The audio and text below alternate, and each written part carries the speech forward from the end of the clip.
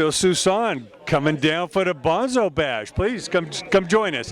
What are your greatest memories of Led Zeppelin, and what does he mean? What does he mean to you? My greatest memories of Led Zeppelin was I was actually signed to Soussan Records. I was managed by Peter Grant in the early '80s in a band, and then I got a band called Wildlife. We did the last album on Soussan Records, and from there I met Jimmy Page and started working with him. Worked with him for almost a year, and I left Jimmy to join Ozzy. So the band I was in with Jimmy became The Firm.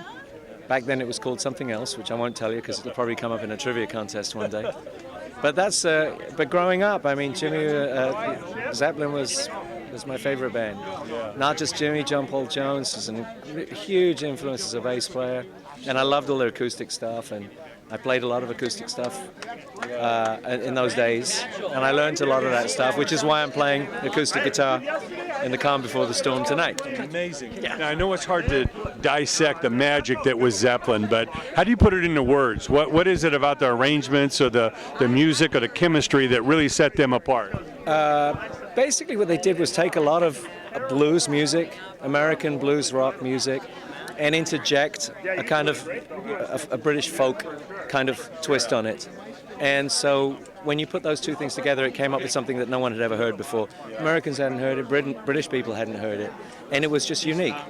And of course it was blues based, but you know, you combine that with John Bonham and John Paul Jones, and they were basically funk guys. I mean, they did a lot. They listened to a lot of James Brown, and all those influences. Bringing that together, it could be a complete mess, but it turned out to be the perfect cocktail. You know. So they had the hills and the valleys, rather than these thrash bands that are on 100 constantly. They slowed it down and brought it up, and the dynamics were enormous. Yeah, they came up with a very unique sound. I mean, a lot of people, I think, try to copy what they do, literally, without thinking about what's going on behind the musical scenes. And when you really look at what's going on there, if you wanted to copy that, I mean, you know, John Bonham wasn't a heavy drummer. Everybody thinks he was a heavy drummer. He was actually a light drummer, but very, very powerful and a lot of funk beats and stuff. It's not what you'd think. Don't quote me on this, but I've heard it said many times that they would always say, we're not a metal band, we're not a rock band, you know? And they consider themselves to be a little more, you know, have a lot more subtleties in what they were doing. Sure. And I certainly consider that. Yeah. Well, knowing the deep roots that Jimmy had with the blues, you know, what suggestions you have to young musicians to really grow some roots and really dig deep into your heroes' heroes? Yeah, look at your heroes. What are they listening to?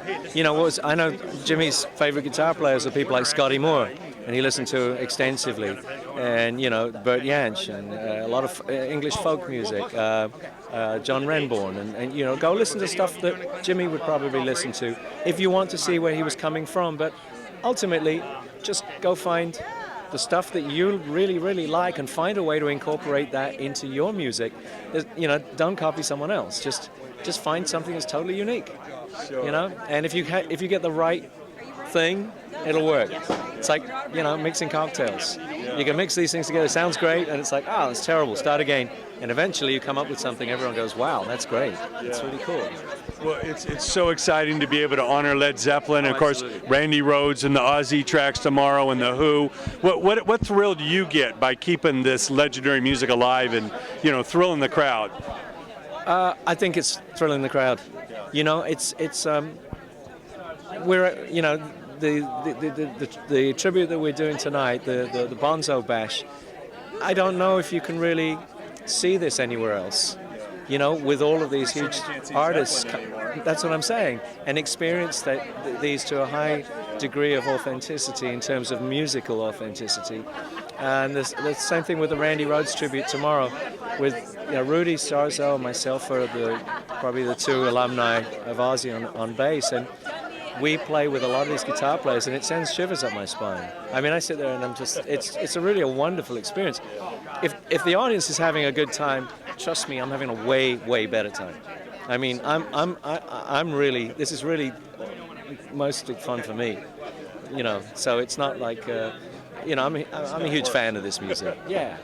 Yeah. Well, thanks so much for coming out. We appreciate you as always. See you soon. Always a pleasure. All right.